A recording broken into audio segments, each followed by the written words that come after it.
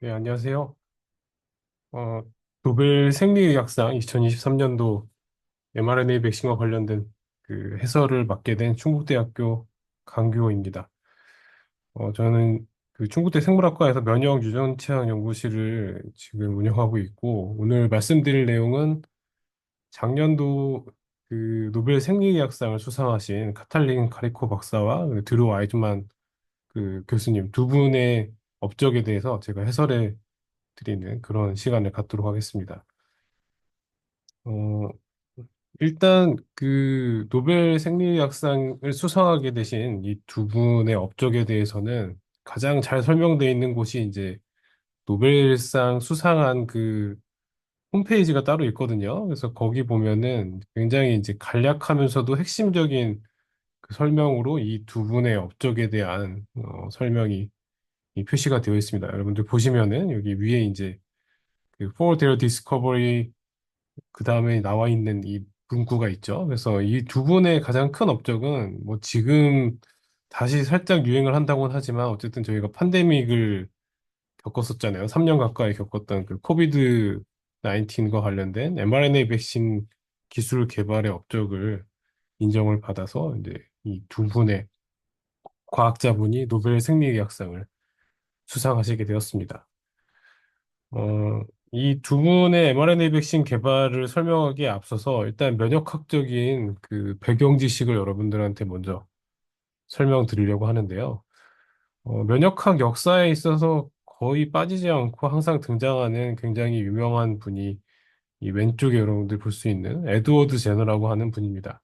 그래서 이분의 그 연구 자체는 그 당시에 이제 굉장히 사람들이 면역학에 대한 지식도 없었고, 뭐 어떤 백신이라고 하는 것도 들어본 적도 없던 그런 시절에 그때 당시에 이제 가장 지금 코비드보다도 사실은 더 굉장히 오랫동안 많은 사람들을 사망하게 만들었던 천연두라고 하는 그 질병을 이제 백신을 개발함으로써 치료하게 만든 공헌을 이 에드워드 제너라고 하는 이 분이 이제 기여를 하게 되셨거든요. 그래서 이분의 그 방법은 아마 여러분들 중에 아는 사람도 있고 모르는 사람도 있겠지만 천연두라고 하는 바이러스와 유사한 그 이제 인간이 아니라 이제 그 소에 감염되는 우두라고 하는 그런 걸 이제 이 백신의 개념으로 사용을 했습니다. 그래서 이 우두 접종을 통해서 그러니까 인간한테 걸리는 그 스몰박스라고 하는 천연두를 유발하는 그 바이러스와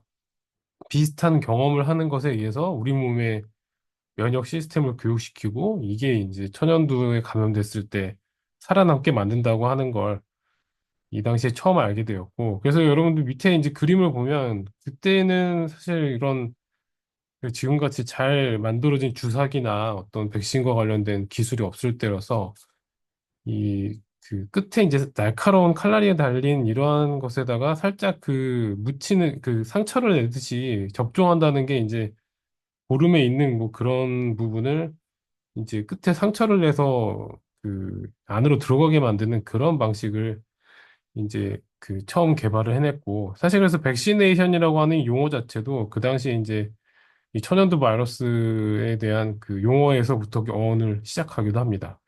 그래서 그 당시 그 굉장히 사람들한테는 이제 모르는 상태이기 때문에 공포심이 심했고 여러분도 오른쪽 위에 볼 수 있는 것처럼 사람들이 그 당시에 이제 시사 만화 뭐 이런 데 실렸던 그 공포감이죠. 이런 걸 표시했던 것들이 뭐냐면 소에 있는 어떤 걸 내 몸에다 집어넣는다는 것부터가 굉장한 거부감이 있었고 그 보시면 아시겠지만 뭐 코나 막 팔이나 뭐 여기저기서 소와 관련된 이 튀어나올 거라 막 이런 그 엉뚱한 상상을 했었습니다. 지금은 우리가 뭐 이런 걸 보면 되게 막 웃고 굉장히 뭐 말도 안 되는 생각들을 했구나 하겠지만 사실 이 당시에는 모르기 때문에 충분히 이런 걱정을 할 수 있었고 하지만 이런 일은 전혀 일어나지 않았죠. 그리고 결론적으로는 여러분도 오른쪽 아래에 볼 수 있는 것처럼 1965년부터 시작해서 쭉 이제 그래프가 이 천연두라고 하는 질병에 의해서 이제 얼마나 많은 사람들이 뭐 그 감염되고 사망했는지를 보여주고 있는데 이 급격하게 줄어들죠. 이게 백신이 보급된 이후부터 거의 뭐 그 절벽 아래로 떨어지듯이 감소하면서 최종적으로는 WHO에서 공식적으로 1980년 이 무렵에 이제 전 지구상에서 천연두라는 질병이 사라졌다. 이런 선언을 하게 됩니다. 그래서 이뿐만 아니라 이제 이런 그 백신의 개념을 시작으로 해서 뭐 여기 나와 있는 위에는 디프테리아 또는 폴리오 뭐 여러분들 이렇게 얘기하면 좀 그 낯설 수도 있는데 어렸을 때 대부분 필수적으로 접종하는 그 백신들이 이런 것들에 해당되고 백신의 개발 시기와 여기 감소되는 걸 보면 비슷한 천연두와 비슷한 패턴을 보이죠. 그러니까 백신 개발에 의해서 질병이 거의 그 사라지다시피 하는 이런 드라마틱한 효과를 거두게 되었습니다.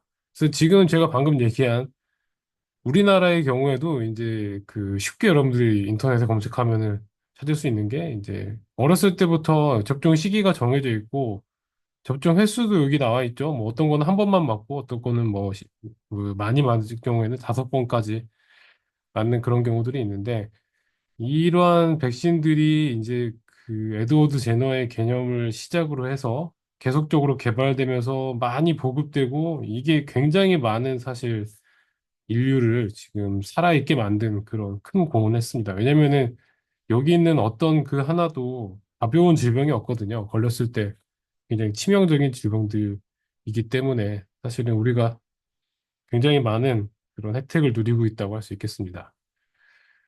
그 아까 잠깐 나왔던 천연두와 관련된 그 에드워드 제너의 그런 우두 관련된 접종법이 그 당시 사람들을 공포심에 빠지게 만들었고 또 그런 말도 안 되는 상상들을 하게 했었는데 사실은 그게 옛날 이야기만은 아닙니다. 왜냐면 여러분들 불과 몇 년 전만 해도 그 코로나 백신에 대한 굉장히 많은 논란들이 있었거든요. 그래서 그 당시 이 또 용어 자체가 이제 그 어떻게 보면 신조어죠. 우리 뭐 우리나라에서도 이제 어린 학생들이 만들어내는 신조어들이 있긴 하겠지만 이제 영어에서 트루스인니스라고 하는 말은 그 당시에 이제 새롭게 만들어진 단어였고 이게 뭐냐면 여러분도 잘 알다시피 이제 진실이라고 하는 거에 이게 뭐 그다음에 뒤에 이제 말이 붙어서 실제가 아닌데도 진짜같이 믿게 되는 그런 것들을 이야기하게 됩니다. 이게 이제 보통은 일반적인 상황에서는 잘 일어나지 않지만 사람들이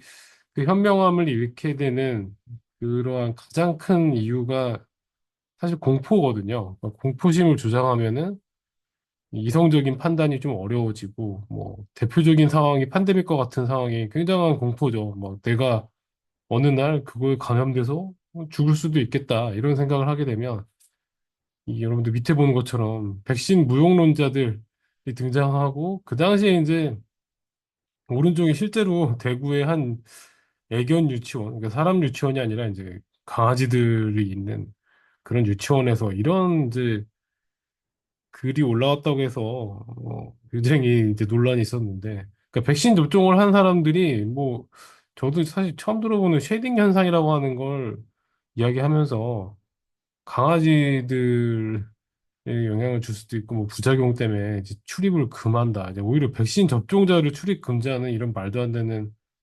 상황이 실제로 2021년 12월에 있기도 했습니다. 그뿐만 아니라 이제 고위 학생이 이제 그 당시 청와대 청원에다가 글을 올리고 그 이제 핵심은 사실 백신 패스에 대한 걸 반대하는 그런 글이었는데 이 학생이 사실은 굉장히 논리적으로 글을 잘 썼으니 24만 명에 해당되는 굉장히 많은 사람들이죠. 사실은 한 100명, 1000명의 동의를 얻기도 어려울 텐데 24만 명이 동의를 얻었던 그런 일이 있었어요. 그래서 이 학생의 그 글들 중에 사실은 대부분 정말 말이 잘 되는 그러한 이야기들이 있다가 사실 제가 읽다가 어떤 부분에서 아, 이게 이제 문제였구나 하는 걸 딱 그 캐치한 부분이 있었는데 여러분들 이게 실제 이게 글입니다. 이게 보면은 이 A씨라고 하는 이 고등학생이죠. 고위 학생이 백신 패스, 백신을 접종한 사람만 어디 들어가게 만드는 상황을 그 이제 말도 안 된다 생각하면서 첫 번째 이유로 들었던 게 이제 돌파 감염 건수가 많기 때문이다. 백신에 맞아도 감염이 되는 건 백신이 무용한 게 아니냐, 뭐 그런 걸 이제 주장을 했던 것이죠. 그래서 이제 백신이라고 하는 거에 정확한 목적이 어떤 질병에 걸리지 않도록 예방해주는 말 그대로 예방주사나 마찬가지. 그러니까 이게 일반적인 사람들이 듣기에는 사실은 그래 맞아 백신이 그치 내가 맞았으면 그 질병에 안 걸려야 말이 되지 이렇게 생각할 수 있는데 사실은 그 여러분들 밑에 보면 많이 검색하는 네이버에 그 시사 상식 사전 그러니까 어떤 전문 용어 사전이 아니라 여기 나와 있죠 상식이라고 하는 그런 수준에서 백신을 이렇게 정의하고 있습니다. 그러니까 사실은 예방하는, 그러니까 어떻게 보면 병원체에 감염됐을 때 인체가 겪을 수 있는 피해를 예방하거나 또는 최소화시키기 위함이다. 이런 게 상식적인 건데 사람들이 이제 잘못 착각하는 게 내가 백신을 맞았으면 무조건 그 병에 걸리지 않냐. 사실 그건 아니거든요. 그러니까 예방 차원에서 아예 걸리지 않을 수도 있지만 사실은 걸리더라도 내가 죽지 않을 만큼 몸에서 견뎌낼 수 있게 만들어주는 게 사실은 백신의 목적인데 그 당시 막 물백신 강요하지 말라, 막 백신 안 맞고 뭐 그런 경우들이 많았지만 사실은 백신의 도움이 없었으면 뭐 팬데믹이 아직도 지속되고 있었을지도 모르는 그런 상황이었죠. 그래서 이제 그 노벨 생리학상에 대한 그 어떻게 보면 백신 개발의 핵심적인 부분은 면역학이 필수적으로 포함되어 있습니다. 그래서 여러분들 우리 몸의 면역 시스템은 바깥쪽을 구성하고 있는 그 해부학적인 장벽과 그 다음에 이제 안쪽에 들어와서 뭐 단백질들 중에 공격할 수 있는 단백질들이 또 있어요. 그러니까 그런 컴플리먼트나 뭐 엔타이 마이크로비얼 프로테인이라고 하는 이런 것들이 있고 그다음에 이제 선천성 면역 세포들 이네이트 이뮨 셀들이 이 대부분 염증 반응으로서 우리 몸의 이제 1차적인 방어 라인을 구성하는데 마지막에 최종적으로 어댑티브 이뮨 셀인 B셀, T셀이 항체를 만들고 T셀이 공격하는 건 이제 굉장히 특이적이고 순식간에 상황을 종료시킬 수 있기 때문에 뭐 그런 전쟁으로 치면 항공모함과도 같은 그런 역할을 하게 됩니다. 그래서 백신의 목적은 사실은 우리가 처음 맞닥뜨리는 감염은 요 네 가지 단계를 다 하나씩 겪을 수밖에 없는데 근데 이제 미리 이걸 겪게 만들면 그러니까 백신을 맞은 경우에는 이맨 아래에 있는 이 어댑티브 이뮨 시스템부터 먼저 시작하게 할 수 있는 그런 장점이 있는 것이죠. 그래서 코로나 바이러스에 우리 몸이 감염되면 그 바이러스가 그냥 증식하는 게 아니라 몸 안에 있는 특정한 세포 안으로 들어가게 됩니다. 이거는 이제 그 바깥쪽에 있는 수용체 단백질하고 그 바이러스의 바깥에 이렇게 뾰족뾰족 튀어나오는 스파이크 프로테인이 일종의 이제 열쇠가 딱 맞아 들어가는 것처럼 딱 들어갔을 때 안으로 들어갈 수 있는데요. 그래서 그 이후에 벌어지는 일들은 굉장히 이제 복잡하게 표시되어 있지만 이렇게 많은 그 아까 말이 나왔던 염증과 관련된 선천성 면역 세포들을 활성화시키고 그 결국에는 이게 뭐 사이토카인 스톰이라고 이러는데 아마 들어본 적이 있을 것 같습니다. 이런 염증을 우리 몸에 너무 심하게 만들어서 사실은 바이러스의 감염이 사람을 죽게 만드는 데는 과도한 염증 반응이 가장 큰 원인이거든요. 그래서 이러한 그 일련의 과정들에서 아까 얘기했던 대로 염증 반응이 너무 심해지지 않도록 하루 빨리 여기 중간에 이제 여러분들 표시되어 있는 메모리 T셀, 메모리 B셀. 이거는 이제 다른 거에 뭐 의미가 아니라 이 T셀, B셀이 장점이 기억을 하거든요. 과거에 내가 경험했던 어떤 그 패소젠에 대한 기억을 가지고 빨리 반응을 일으킬 수 있기 때문에 백신은 이걸 이제 유도하는 게 핵심이었습니다. 메모리 T셀, B셀 반응을 얼마나 잘 유도하느냐. 그래서 이게 이제 백신과 관련된 핵심적인 그 그림인데 우리가 백신을 여기 나와 있는 대로 접종을 하게 되면 레그 페이스라고 해서 한 대략 일주일 정도의 시간 동안은 항체 반응이 올라가지 않습니다. 그러니까 우리가 사실은 백신 패스라고 하는 것도 접종하고 바로 주지 않았고 한 2, 3주 정도를 시간이 지나고 줬던 거는 여기 보면은 이 정도 시간이 지났을 때 항체 레벨이 가장 이제 높은 지점을 찍죠. 그리고 이제 우리가 2차, 3차 접종을 했던 이유는 부스터샷을 맞을 때 훨씬 더 높은 우리 몸의 그런 메모리 반응이나 또 항체 반응이 유도되기 때문에 이러한 접종을 했던 것인데 사실 이러한 것에 대한 일반적인 상식이 이 굉장히 그 잘 보급이 안 됐던 게 사실이었죠. 그러니까 이제 사람들은 모르니까 당연히 불안할 수밖에 없었고 뭐 그런 부분들이 있었습니다. 그래서 백신과 관련된 그 종류들이 지금까지 뭐 여러 종류들이 개발됐는데 순서대로 보면은 초기에는 바이러스 자체를 약하게 만들어서 그러니까 인액티베이션이나 어테뉴에이션 방법은 바이러스를 원래 살아있는 그냥 그 자체의 바이러스보다 약하게 만드는 거예요. 아니면 불활성화 시킨다거나 그걸 이제 우리 몸에 들어가게 하면서 기억을 하게 하는 것이고 이게 이제 위험할 수도 있으니까 이후에 이 바이러스의 단백질들의 일부만을 몸에 집어넣어서 단백질을 통해서 개발하는 그러한 백신들이 다음에 개발이 되었죠. 그 다음에 맨 아래 나와 있는 mRNA 백신이나 또는 바이럴 벡터와 관련된 이런 백신들이 최근에 와서 개발되었고, 이 실제로 코비드 백신에서는 이 두 가지 플랫폼이 성공을 거두었습니다. 그래서 가장 큰 성공을 거둔 mRNA 백신이 그 노벨 생리의학상을 수상하게 되었고요. 지금 방금 전에 이야기한 대로 그 약한 바이러스를 만드는 방법은 우리 인간의 세포에서 이 감염시켰을 때는 똑같이 이제 위험한 바이러스가 만들어지는데 이걸 이제 여기 나와 있는 대로 두 번째 멍키셀, 그러니까 다른 숙주의 세포들한테 감염을 인위적으로 시키게 되면 얘가 이제 거기 적응을 하면서 원래보다 이제 약한 그런 바이러스로 바뀌게 되는 그러한 일이 벌어집니다. 그리고 최근에 와서는 이제 생명과학 관련된 연구를 통해서 바이러스의 전체 그런 유전체 같은 걸 알기 때문에 여기에서 이제 진짜 그 비룰런스 관련된 위험한 부분을 빼내고 그 나머지 중요한 부분들만을 따로 만들어서 이걸 이제 백신화 시키는 그런 노력들이 있었죠. 그래서 실제 그 백신 개발에서 굉장히 여러 가지 중요한 부분들이 있는데 팬데믹 상황에서는 뭐 그 어떤 것보다 중요했던 건 일단 빨라야 됐습니다. 왜냐면 전 세계적으로 그 당시에 이제 급속하게 퍼지면서 뭐 엄청나게 많은 사람들이 감염되고 순식간에 많은 사람들이 또 사망하고 그랬잖아요. 그러니까 이제 백신 개발에서의 mRNA 백신의 이점은 일단 빨랐다는 거가 이제 첫 번째였고, 그 다음에 맨 끝에 나오겠지만 이 기술 자체가 이 단순히 바이러스 백신 개발에만 응용될 게 아니라 굉장히 다양하게 응용될 수 있다는 두 가지의 큰 장점이 있었습니다.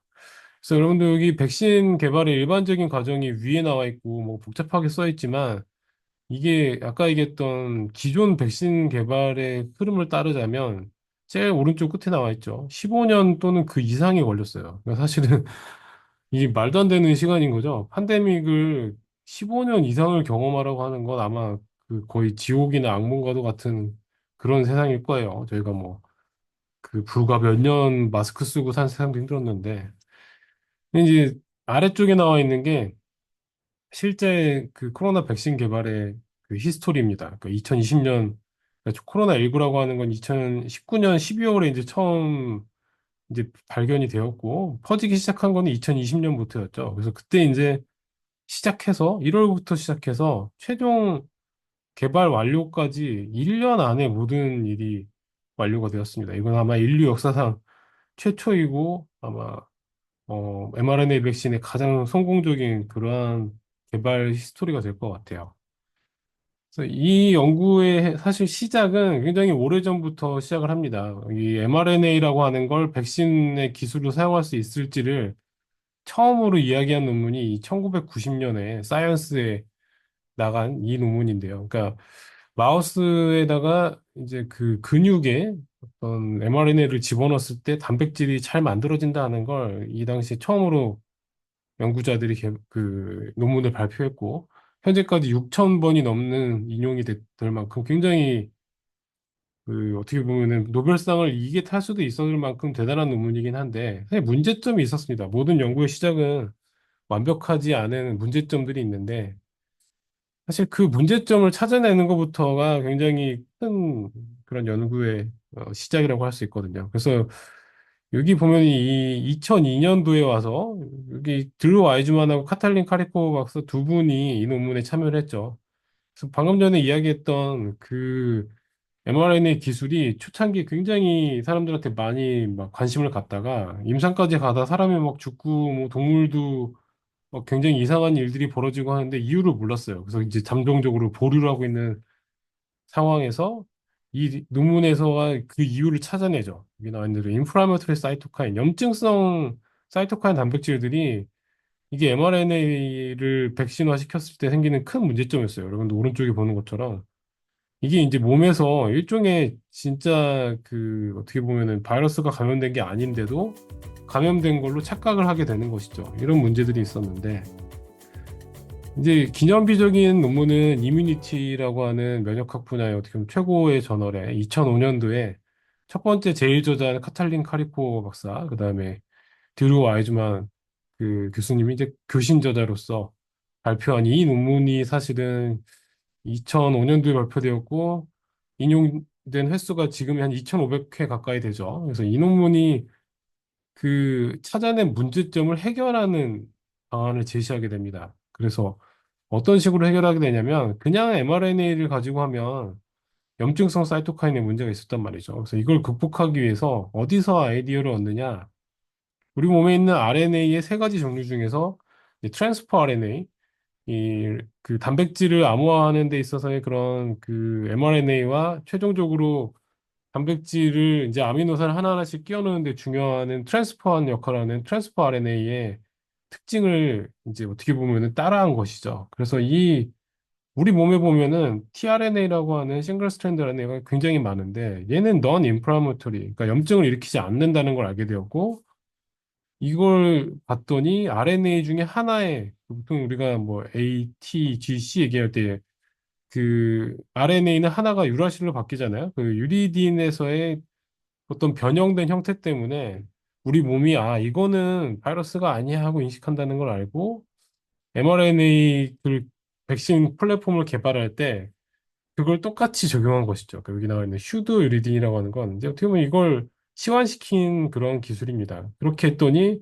기존에 생겼던 염증성 사이토카인이 발현하는 문제들이 거의 다 해결되었죠. 그래서 이게 이제 사실 만약 개발이 안 됐다면 mRNA 백신 자체가 아마 우리 인간한테 쓰이는 일이 없었을 거예요. 그래서 이로부터 이제 한참 동안은 사실은 어떤 팬데믹이 벌어지지는 않아서 이렇게 급격하게 보급되기는 어려운 상황이었는데 중간에 이제 사실 우리나라에는 많이 퍼지지 않았지만 그 남미랑 미국에서 많이 퍼졌던 지카 바이러스라고 하는 것에 대해서 네이처에 이제 mRNA 백신 플랫폼이 성공적인 그러한 그 결과를 얻었다는 게 보고된 적이 있습니다. 그 이후에 사실 이제 팬데믹이 갑자기 벌어지면서 그 모더나라고 하는 회사와 이제 조그마한 회사였던 바이온텍이라고 하는 데는 파이자라고 하는 대형 제약회사랑 손을 잡고 기존에 이러한 그 플랫폼이 있다는 걸 알았을 때 mRNA 백신 플랫폼만큼 빨리 지금 팬데믹을 극복할 수 있는 게 없다 판단을 하고 이제 굉장히 빨리 개발을 하게 되죠. 그래서 이제 오른쪽에 여러분들 그 뉴 잉글랜드 저널 오브 메디슨이라고 하는 의학 저널에 이 백신의 효과가 사실 일부러 선으로 그린 것처럼 백신 접종자와 이제 플라시보라고 하는 가짜 백신 접종자의 차이를 극명하게 보여주게 됩니다. 그래서 이걸 기반으로 해서 많은 사람들이 사실 저를 포함하면 여러분도 백신을 맞았을 텐데 이 혜택을 누리고 있죠. 이 사실 mRNA 백신은 그 mRNA를 만드는 아까 얘기했던 뭐 슈도 리딘 기술뿐만 아니라 이걸 이제 몸 안으로 전달하는 기술도 사실 굉장히 중요하거든요. 왜냐면 RNA가 그냥 몸 안으로 들어가진 않습니다. 이게 이제 차지를 띠고 있기 때문에. 그래서 리피드라고 하는 그 어떻게 보면은 막을 통과할 수 있는 이런 것들로 나노 파티클 형태로 싸게 되죠. 그래서 이 밑에 나와 있는 지질 나노 입자라고 하는 기술이 어떻게 보면 아까 얘기했던 회사들에서 갖고 있던 기술이었고 그래서 노벨상을 아마 그두 기술을 다 줄 수도 있었는데 아직은 이제 mRNA 플랫폼 기술에 대한 거는 그 당시에 이제 팬데믹을 해결했다고 할 만큼은 아니기 때문에 그 당시에 이제 그 카탈린 카리코 박사나 드루 아이즈만 박사 두 분한테 더 공헌을 크게 기여하게 되었습니다. 그 mRNA 백신 플랫폼의 어떻게 보면은 큰 장점은 코비드를 극복하게 해주는 걸로 끝나는 게 아니라 여기 여러분들 왼쪽에 보면은 정말 다양한 질병들, 뭐 감염성 질환들 뿐만 아니라 이제 뭐 심혈관 질환, 아니면 뭐 대사 질환 이런 것들에도 전부 다 mRNA 백신이 적용될 수 있고 실제로 오른쪽에 2023년도에 그 암 중에서도 제일 이제 악질이라고 불리는 췌장암이 있죠. 이게 이제 사실 약이 없다시피 한데 mRNA 백신 기술을 실제로 개발해서 적용해서 성공적으로 그 환자를 치료하게 된 사례가 2023년도에 이제 제출하고 불과 한 3, 4개월 만에 논문이 나갈 정도로 네이처라는 곳이 보통 논문이 내면은 한 짧게는 1년, 보통 뭐 길게 막 2, 3년까지 이 그 받아주는데 시간이 오래 걸리거든요. 근데 이렇게 빨리 나갔다는 건 굉장히 결과 자체가 뭐 사람들을 깜짝 놀라게 할 만큼 대단한 그런 결과라고 할 수 있죠.